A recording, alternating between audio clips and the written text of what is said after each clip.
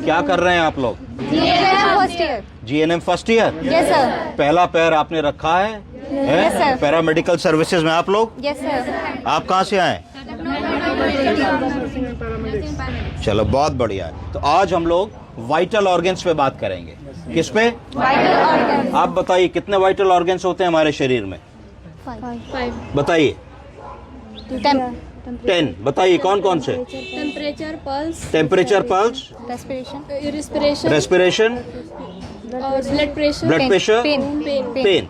मैंने आपसे कहा कि वाइटल ऑर्गन्स कितनी होती हैं? ये ऑर्गन है क्या? Mood, PPR। दूसरा कोई बताया वाइटल ऑर्गन्स कितनी होती हैं? हाँ बोलिए। हार्ट है? स्किन? नो जी, स्किन वाइटल ऑर्गन नहीं है। Heart, lung, brain, liver, kidney. Yes sir. तो अब हम लोग सही आए कि हम सबके शरीर में, चाहे हिंदुस्तानी हो, चाहे गुजराती हो, चाहे पाकिस्तानी हो, चाहे नाइजीरियन हो, चाहे अमेरिकन हो, 5 वाइटल ऑर्गन्स मिलके हमारा शरीर बना होता है। कौन कौन सी बोली? Heart, lung, liver, kidney, brain. किसी भी आदमी को चोट लग जाए, उंगली कट जाए, हाथ कट जाए, पैर कट जाए, कान कट जाए, नाक कट जाए, तो मरेगा नहीं। क्या नहीं होगा? मरेगा नहीं। क्योंकि इनमें से कोई भी वाइटल ऑर्गन नहीं है। पर अगर एक भी वाइटल ऑर्गन रुक जाए तो मरीज की मृत्यु हो जाएगी। हार्ट जब से हम पैदा होते हैं और जब तक जिंदा रहते हैं तब तक धड़कता है। आप कल्पना कीजिए कि अगर आपको हार्ट कहे भाई जरा 15 मिनट सो लेने दो, हम धड़केंगे नहीं तो क्या होगा? चले जाएंगे ऊपर। ठीक है। अगर मान लीजिए आपका लंग कहे कि भाई जरा सा 20 मिनट सो लेने दो, सांस नहीं लेंगे तो क्या होगा? डेथ हो जाएगी। 1 मिनट अगर एस्फिक्सिया होता है, हम पानी में डूबते हैं, स्विमिंग पूल में डूबते हैं, सांस नहीं मिलती, तो एक 60-70 सेकंड के बाद हम लोगों को दिक्कत होने लगती Yes, है। sir. ठीक है। गुर्दा, किडनी, अगर किडनी कहे कि भाई हमको सो लेने दो, हम पेशाब नहीं बनाएंगे तो क्या होगा? फिल्ट्रेशन नहीं प्रॉपर्ली हाँ? हो पाएगा। फिल्ट्रेशन प्रॉपर्ली नहीं अल्ट्रा होगा। फिल्ट्रेशन नहीं होगा, पैरों में सूजन आने लगेगी। आप पानी पियोगे 2 लीटर, निकलेगा नहीं, तो 2-4 दिन में शरीर का वजन बढ़ने लगेगा, पीडल एडिमा होने लगेगी, फेशियल पफिनेस होने लगेगी, हाथों पैरों में सूजन आ जाएगी, ब्लड यूरिया बढ़ेगा, सीरम क्रेटिनिन बढ़ेगा, ब्लड यूरिया नाइट्रोजन बढ़ेगा, और एक कंडीशन ऐसी आएगी जिस समय हम लोगों को क्या हो जाएगा? डेथ हो जाएगी। क्यों? कारण होगा डेथ का वॉल्यूम ओवरलोड। क्या कारण होगा? हमारे शरीर में कईयों लीटर पानी भर गया जिसकी निकासी नहीं हो पा रही, तो वॉल्यूम ओवरलोड हो जाएगा। अगली ऑर्गन आई हमारी लंग्स। कौन सी आई? लंग्स कितना सेंसिटिव है। हमने कोविड-19 में देखा कि जो कोविड-19 का वायरस था वो लंग्स में चला जाता था। नोजोकोमियल इन्फेक्शन है ना, कम्युनिटी एक्वायर्ड इन्फेक्शन। किसी ने खांसा, छींका तो वातावरण में वो इन्फेक्शन चल रहा है, हमने भी सांस ले ली, हमारे अंदर चला गया और वो अपर रेस्पिरेटरी गले से जाके लंग को उसने डैमेज कर दिया। जब डैमेज कर दिया तो लंग के जो रस्ते होते हैं जिनको एल्वियोल्स और ब्रोंकियोल्स कहते हैं, उनमें सूजन आ गई। क्या आ गई? सूजन आ जाने से अंदर हवा और ऑक्सीजन नहीं जा रही है। जब नहीं जा रही है तो क्या हो रहा है कि लंग को ऑक्सीजन नहीं मिल रही है, हवा नहीं मिल रही है, और लंग अपना काम नहीं कर पा रहा है। उसकी जो अंदर की मेम्ब्रेन है जहाँ से गैस का एक्सचेंज होता है, उसमें इन्फ्लेमेशन आ गया, संक्रमण आ गया। क्यों आ गया? क्योंकि वायरस ने उसको खराब कर दिया। तो ऑक्सीजन लेवल कम हो गया। ऑक्सीजन लेवल कम होने को क्या कहते हैं? डीसैचुरेट हो गया मरीज, है ना, कि होना चाहिए 100 रह गया 60।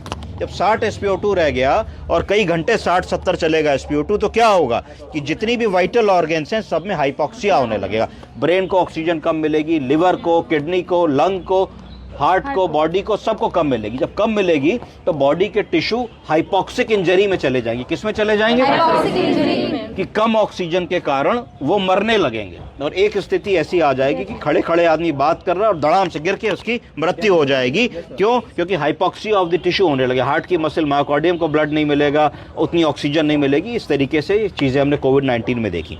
अगली वाइटल ऑर्गन जो हम डिस्कस करने जा रहे हैं वो है हमारा हार्ट। क्या है?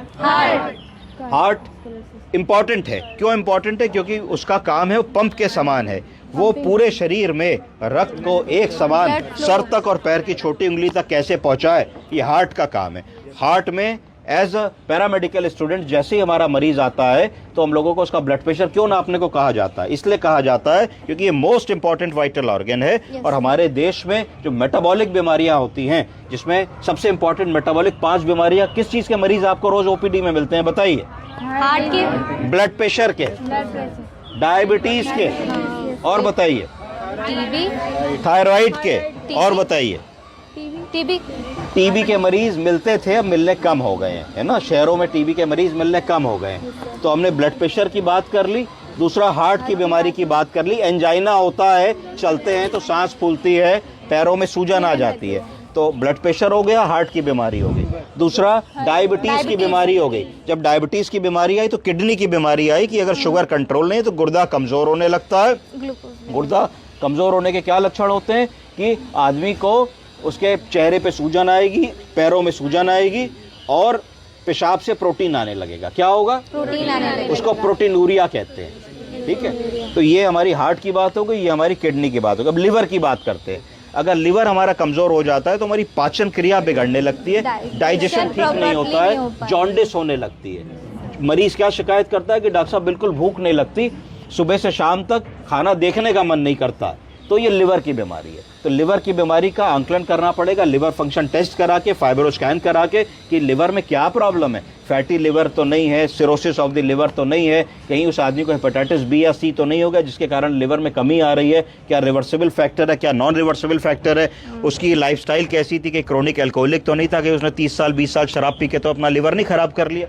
इसके बाद हमारी अगली वाइटल ऑर्गन आई जिसको लंग्स कहते हैं। क्या कहते हैं? लंग्स। लंग्स बहुत इंपॉर्टेंट होते हैं क्योंकि जब से हम पैदा हो रहे हैं, हम सांस ले रहे हैं, अंत तक सांस ले रहे हैं। लंग्स पॉल्यूशन से दिन भर खराब भी हो रहे हैं। जिस वातावरण में हम सांस ले रहे हैं, जिस पॉल्यूशन में हम रह रहे हैं, जिस एटमॉस्फेयर में हम नौकरी कर रहे हैं, काम कर रहे हैं, अगर हम मजदूर हैं, हमारा काम है कि हम सीमेंट की फैक्ट्री से सीमेंट की बोरियों को कार पे या उस पे ट्रक पे ला देंगे, तो आप समझिए कि पूरी ज़िंदगी के 20 साल जितनी बार हमने सांस ली है, अपने हर सांस के साथ सीमेंट को अंदर इनहेल किया।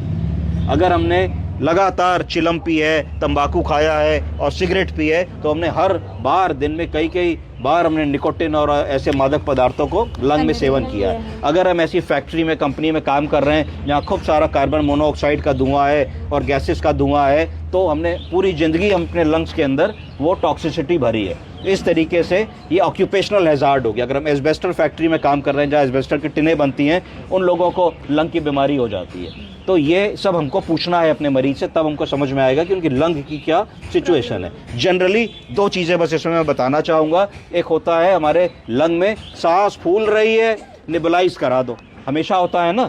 तो निबुलाइज क्यों कराते हैं, कोई बताएगा? एक्सेल इनहेल प्रॉपर्ली नहीं हो पाती है, इसलिए निबुलाइज कराते हैं क्योंकि निबुलाइजेशन में एक ऐसी दवा होती है जो सांस के रास्ते को चौड़ा कर देती है। क्या कर देती है? उसको कहते हैं ब्रोंको डायलेटेशन। क्या कहते हैं? तो अभी सांस जा रही है छोटे रास्ते से तो कम जा रही है, अगर हमने उसको चौड़ा कर दिया तो ज्यादा जाएगी। हमारी सांस सीटी जैसी जो आवाज आ रही है, जिसको ब्रोंकोस्पैज्म कहते हैं, वो रिलीव हो जाएगी। ठीक है, अब जो ब्रोंको डायलेटेशन की ज़रूरत पड़ती है हम लोगों को, या ब्रोंकोस्पैज्म होता है, ये 2-3 तरीके से हो सकता है। एक, कोई आदमी एलर्जिक है किसी चीज़ से, मौसम बदला, धूल उठी, अगरबत्ती का धुआं उठा, कोई सेंट परफ्यूम हुआ तो एकदम से लोगों को खांसी आने लगती है, छींक आने लगती है, सांस फूलने लगती है, तो उसको एलर्जिक ब्रोंकाइटिस कह देंगे। क्या कह देंगे? अगर कोई आदमी ये कहता है कि भैया हमें याद पड़ता है जब से ये बच्चा हमारा छोटा था, 3 साल का था, तब से इसकी सांस बराबर फूलती है, कई बार डॉक्टर के पास ले गए तो अपना नेबुलाइजर लगा देते हैं, एक आध डॉक्टर ने तो पंप भी लिखा और फिर ठीक हो जाता है, फिर ठीक चलता है, फिर गड़बड़ हो जाता है, तो इसको कहोगे ब्रोंकियल एस्थमा। क्या कहोगे? Bronchial asthma. It is since childhood, ये पैदाइश से होता है जिसको ब्रोंकियल एस्थमा होता है, इट इज सिंस बर्थ। उसके बाद तीसरी बीमारी आदमी बताया कि भाई तो ठीक ठाक थे, बीड़ी इन्होंने पीना शुरू किया 18 साल की उम्र से और 25-26 साल की उम्र में पहली बार इनका अटैक आया, सांस बहुत फूली, तब से डॉक्टर इनको बीच बीच में पंप दे देते हैं। तब उसको कह दोगे दमा की बीमारी कह दोगे, जिसको हम लोग COPD कहते हैं। क्या कहते हैं? COPD का फुल फॉर्म है क्रोनिक ऑब्स्ट्रक्टिव पल्मोनरी डिजीज। आजकल उसको COAD भी कहते हैं। क्या कहते हैं? COAD का फुल फॉर्म है क्रोनिक ऑब्स्ट्रक्टिव एल्वियोलर डिजीज। ठीक है, तो ये छोटा छोटा लंग के बारे में हो गया। अब लास्ट वाइटल ऑर्गन बची हमारी कौन सी? ब्रेन। तो ब्रेन एक वाइटल ऑर्गन है। ब्रेन का क्या काम होता है कि जैसे आओ बेटे इधर आओ, है ना, घड़ी तो बड़ी अच्छी पहने हो हैं? क्या हुआ? पेन हुआ। कितना ज्यादा है ना? तो वहाँ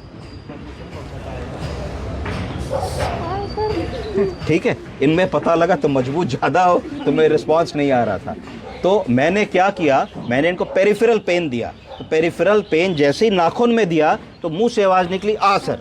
क्यों? क्योंकि जैसे ही इनको दर्द हुआ ये इंफॉर्मेशन ब्रेन में गई, अरे भाई कुछ हो रहा है गड़बड़। तो ब्रेन ने कहा, अरे भाई हाथ पीछे खींचो और चिल्लाओ। तो इन्होंने हाथ पीछे खींचा और चिल्लाया, तो इसका मतलब इनका ब्रेन काम कर रहा है, इनके न्यूरोलॉजिकल फंक्शंस 5/5 है, इंटैक्ट हैं। अगर हम एक मरीज जो बुजुर्ग है, बेहोश है, कोमा में है, उसको अगर हम ये रिस्पॉन्सेज देखेंगे तो हो सकता है ये रिस्पॉन्सेज हमको ना मिले या कम मिले। तो उस तरीके से हम आंकलन करते हैं कि ब्रेन का परसेप्शन कितना है, ब्रेन कैसे काम करे। अगर ओपीडी में चलता फिरता मरीज आया तब हम उससे पूछेंगे क्या आप टाइम प्लेस एंड पर्सन के लिए ओरिएंटेड हैं। इसका मतलब बाबूजी कितना बजा है, दिन है कि रात है, किसके साथ आए हो, किस रंग का अपना पैंट पहने हो, किस गाड़ी से चल के आए हो, पिछली बार कब हमारे पास दिखाने आए थे, क्या खाया था सुबह नाश्ते में। तो ये सब चीज़ें पूछने से पता लगता है कि उस व्यक्ति का ब्रेन काम कर रहा है कि नहीं। 1 मिनट लगता है, आपने इतनी बातें पूछ ली। Yes sir. तो ये ओरिएंटेड आदमी हो गया। पर अगर आदमी बिस्तर पे लेट के आया है और अपनी बात नहीं बता पा रहा है तो उसको कहते हैं डेलीरियम। क्या कहते हैं? डेलीरियम। डेलीरियम का दूसरा नाम होता है एक्यूट कंफ्यूजनल स्टेट। क्या होता है? Acute confusional state. आदमी बताएगा भाई कल तक तो ये बढ़िया थे, अपना सौदा लेने गए और घर का सारा काम किया, पेड़ों में पानी डाला, आज सुबह से उल जलूल बातें कर रहे हैं। तो उसको कहा जाएगा डेलीरियम या एक्यूट कंफ्यूजनल स्टेट। अब आपको पता लगाना होगा कि ब्रेन एक वाइटल ऑर्गन है और ये वाइटल ऑर्गन गड़बड़ क्यों कर रही है भाई, इसने अपना काम कल तक तो किया, आज क्यों नहीं कर रही है। तो फिर ये शुरू होगा कि भाई ये वाइटल ऑर्गन इन्वॉल्व हो रही है, देखो कि क्या ऐसे कारण बन सकते हैं जिसमें ब्रेन में प्रॉब्लम आए। कोई बता पाएगा ब्रेन के क्या क्या कारण बन सकते हैं? सर नर्व प्रॉपर्ली वर्क नहीं हाँ? करेगी। पहला इन्होंने बताया हेड इंजरी, कि ये कहती हैं कि अगर सर में चोट लग जाएगी, कोई गिर जाएगा बिना हेलमेट पहने स्कूटर से या सर में कोई डंडा मार देगा तो ब्रेन के अंदर सूजन आ जाएगी, ब्लड क्लॉट हो जाएगा, उसके कारण आदमी के व्यवहार में परिवर्तन हो सकता है। बिल्कुल सही, एक बात हो गई। दूसरी बात आई कि हमारा ब्लड प्रेशर ज़्यादा है तो ब्रेन हेमरेज हो जाएगा, तो भी ऐसा होगा। तीसरी बात आई कि स्ट्रोक हो जाएगा तो भी ऐसा होगा। तो ये तीनों कारण न्यूरोलॉजिकल हो गए। चौथा कारण ब्रेन में 3rd और 4th वेंट्रिकल होती है, उसमें CSF भर जाएगा तो हाइड्रोसिफिलिस हो जाएगा, जिसको NPH कहते हैं नॉर्मल, तो भी ऐसा ही होगा। इसके अलावा और कॉजेज क्या हो सकते हैं? Infective causes. अगर हमको TB हो जाए दिमाग की तो उसको कहेंगे ट्यूबरकुलर मेनिंजाइटिस। क्या कहेंगे? Tubercular meningitis. तो भी ब्रेन में सूजन आ जाएगी, आदमी ऐसे ही बिहेव करेगा। अगर मान लीजिए ब्रेन में कैंसर हो जाए तो भी कैंसर ब्रेन में दबाव डालेगा, तो भी ऐसे ही आदमी बिहेव करेगा। फ्रंटल लोब ट्यूमर्स में इस तरीके से आदमी बिहेव करता है। इसके अलावा कोई भी ऐसी बीमारी जिसमें ब्रेन में संक्रमण हो या ब्रेन में प्रेशर इफेक्ट आ जाए तो भी आदमी इस तरीके से बिहेव करेगा। तीसरा कारण मेटाबॉलिक बीमारियां। अगर मान लीजिए कि हमारे लिवर में कमी आ जाए तो जब लिवर फेल करेगा तो ब्लड में अमोनिया गैस बढ़ जाएगी, और अमोनिया गैस के अंदर ताकत होती है कि वो ब्लड ब्रेन बैरियर को क्रॉस कर सकती है। तो जैसे ही अमोनिया बढ़ेगा तो आदमी हिपैटिक इंसेफेलोपैथी के कारण गफलत की बात बोलेगा। तो आपके दिमाग में आना चाहिए कि भाई हमने CT-PT सब करा लिया, कुछ नहीं निकला, तो इसका मतलब कहीं ऐसा तो नहीं लिवर गड़बड़ कर रहा, अमोनिया बड़ा निकल गया, आपकी डायग्नोसिस बन गई। तीसरा कारण हिपैटिक इंसेफेलोपैथी के बाद किडनी की वजह से भी ऐसा होता है कि अगर आपका यूरिया क्रिएटिनिन बहुत बड़ा होगा तो भी आदमी गफलत में चला जाएगा। तो आप यूरिया क्रिएटिनिन करा करके, अल्ट्रासाउंड करा के, किडनी का साइज देख के, क्रोनिक किडनी डिजीज की हिस्ट्री है कि नहीं, ये सब देख के भी इसको इवैल्यूएट कर सकते हैं। तो मोटा मोटा है वाइटल ऑर्गन से सारी जिंदगी आपके पास मरीज आएंगे, रोज आपको मरीज देखना है। हर मरीज में आपको क्या देखना है? आपको यही देखना है कि भाई इसको ठीक करके कैसे घर भेजना है। ठीक कैसे करोगे? उंगली में बीमारी नहीं होती, घुटने में भी बीमारी नहीं होती, कान में भी बीमारी नहीं होती। जब मरीज सीरियस होता है और अस्पताल आता है तो जनरली किसी वाइटल ऑर्गन में बीमारी होती है, और मृत्यु भी वाइटल ऑर्गन की कमी से ही होती है। नाखून किसी का नोच लो तो मृत्यु नहीं होगी, घुटने से पैर काट दो तो भी मृत्यु नहीं होगी। तो हमें ये देखना है कि हमें मिस नहीं करना है। इन 5 वाइटल ऑर्गन्स के इर्द गिर्द हिस्ट्री लेनी है, इनके इर्द गिर्द पुराने रिकॉर्ड्स तलाशने हैं, अपनी बेसिक चीज़ें देखनी है कि किडनी की बात है तो यूरिया क्रिएटिनिन क्या कह रहा है, लिवर की बात है तो LFT अमोनिया क्या कह रहा है, ब्रेन की बात है तो CT हमारा हुआ कि नहीं हुआ, लंग की बात है तो हमने एक्सरे करके देखा कि लंग में कोई पानी तो नहीं है, प्लूरल एफ्यूजन तो नहीं है, कोई निमोनिया का पैच तो नहीं है। अगर हार्ट की बात है तो हमने ECG करवाया कि नहीं, इको करवाया कि नहीं। अगर हार्ट अटैक की बात है तो ट्रोपोनिन T की जाँच कराई कि नहीं कराई। इस तरीके से अगर हम मेटिकुलसली चलेंगे तो जीवन में अच्छे पैरामेडिकल स्टाफ बन पाएंगे। अगर हम सिर्फ ये सोचेंगे कि भाई हमारा तो इतना काम है कि BP, pulse, temperature, respiratory rate rate की मॉनिटरिंग कर देना, तो आप अच्छे कभी भी पैरामेडिकल स्टाफ नहीं बन पाएंगे। मरीज में समय दीजिए, 15 मिनट लगाइए। एक लास्ट चीज, पॉलीफार्मेसी। पॉलीफार्मेसी का मतलब है कि जब भी आपके पास बुजुर्ग मरीज आवे तो उससे कहिए बाबूजी माताजी जो जो दवाएं खाते हो सब अपनी पुड़िया सामने रख दो, उनका लिखे ले दे। तो बहुत बार आप देखोगे कि वो आदमी 3 डॉक्टरों को दिखा रहा है और तीनों ने एक एक कैल्शियम लिखी और कैल्शियम की एक ने 3 गोलियां खा रहा है। गैस की पैंडी 3 डॉक्टरों ने लिख दी कि भाई बूढ़े आदमी है, गैस बनती है 3, तो सबसे पहले ये लिख लो। उसके बाद अपने डॉक्टर के पास जाके कहो सर देखिए ये तो एक जैसी कई दवा खा रहे हैं, तो डॉक्टर उन दवाओं को कम करेंगे। इसको कहते हैं, नया शब्द है, बोलिए, डी प्रिस्क्राइबिंग। दवा प्रिस्क्राइब करने को कहते हैं, एक डॉक्टर ने लिख दी, प्रिस्क्रिप्शन दे दिया, हमें उसको कम करना है तो उसको कहा जाएगा डी प्रिस्क्राइबिंग। तो हमें डी प्रिस्क्राइबिंग करने की भी क्षमता होनी चाहिए। ये तब होगी जब हम प्रॉपर हिस्ट्री लिखेंगे और लिखेंगे 13 दवा खा रहे हैं, फिर डॉक्टर देखेगा कि 13 दवा किस चीज़ की है, जो दवा डुप्लीकेट हो रही होंगी उनको कम करेगा। इससे उसके लिवर और किडनी पे जो बोझ पड़ रहा है वो बचेगा। ठीक है जी, चलो और कोई सवाल? Thank you, best of luck.